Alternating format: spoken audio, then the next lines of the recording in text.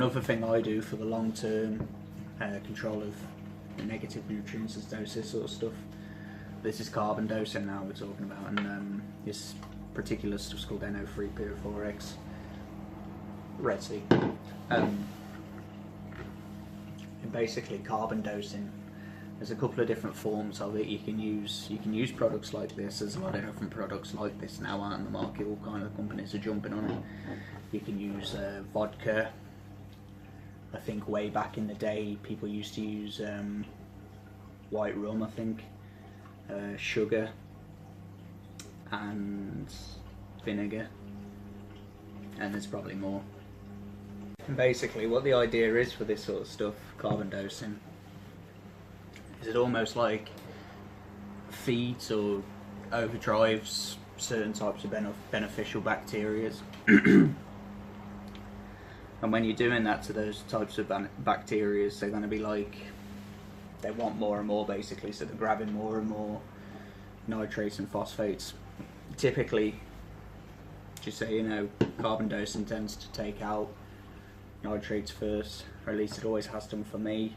I can't speak for everyone, but for me I always notice a big drop in nitrates before I ever see a drop in phosphates. And me personally, I dose 4 ml of this in my 250 system, and I think I'm going to give, for now, I'm going to probably give it another couple of weeks to a month on the 4 ml. I'll drop it down to 3 ml, and then I think I'm going to keep bringing it down till I hit 2 ml, and when I run it just at 2 ml, and unless I ever, you know, horror of horrors, I feel like I have to bump it back up because something goes tits up again. But for each of these things I do, I'd never want to feel like my tank would need to rely on stuff like this or any one particular thing. I wouldn't like to think that my tank's really solely relying on that item. On top of that, the other thing I do is I run the ALR1, which is featured in quite a lot of my videos so far. In all, basically the idea of that is as it grows, I use K2 algae, and then basically anyone knows as algae grows, algae is feeding on nitrates and phosphates and whatever else. It probably is taking other things out of the water, but for the overall good, is, you know. So as it takes out these phosphates and nitrates, it's being absorbed into the algae, and then you saw in the other video I take the reactor apart, take all the algae out, and that's directly taken out those bad nutrients. What you do need to bear in mind though, if you run any kind of refugium, I guess to scrubbers, I've never actually used one or even seen one, so I don't know about that so much. And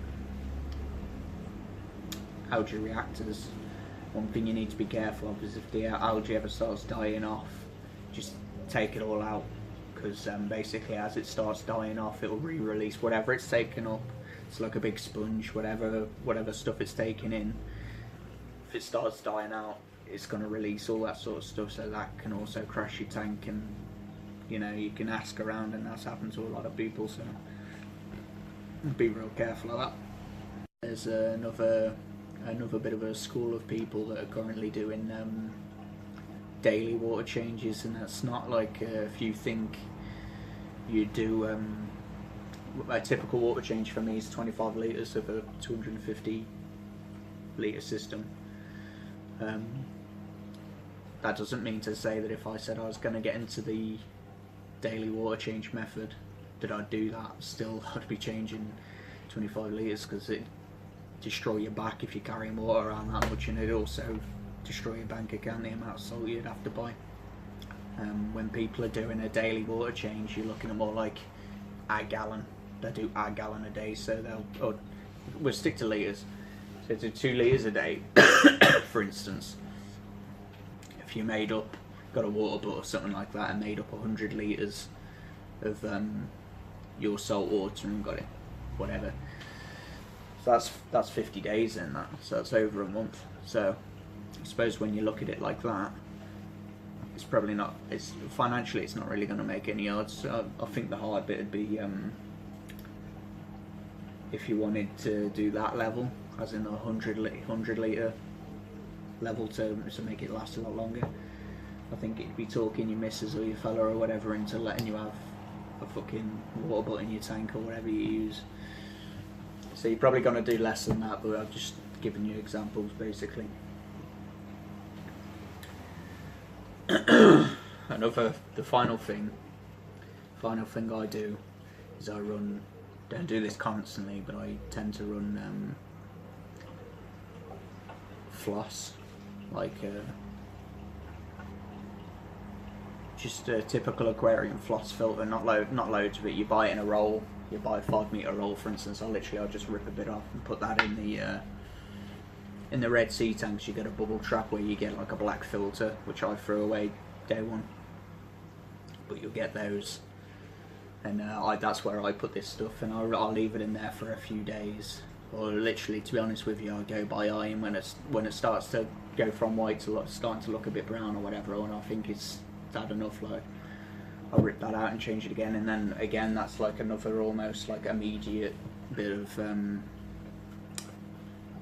nutrient export. But if you're doing that, say 2 or 4 times a month, then it all helps. I always think, and I always tell people that ask me not to rely on one thing. Don't ever rely on one sole thing. If you've got a bit of a multi-pronged attack to anything, it's always better than going on one thing. So I'll leave it there anyway. I think I've gone on long enough. Cheers for watching. Let me know what you think.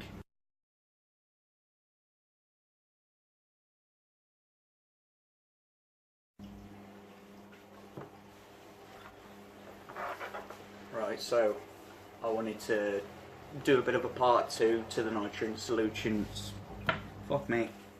Fuck me, huh? Corpse fest. Fucking hell. Right, I'm gonna start that again. Figure out where I could. I should really start that again because I've totally fucked up. And subscribe.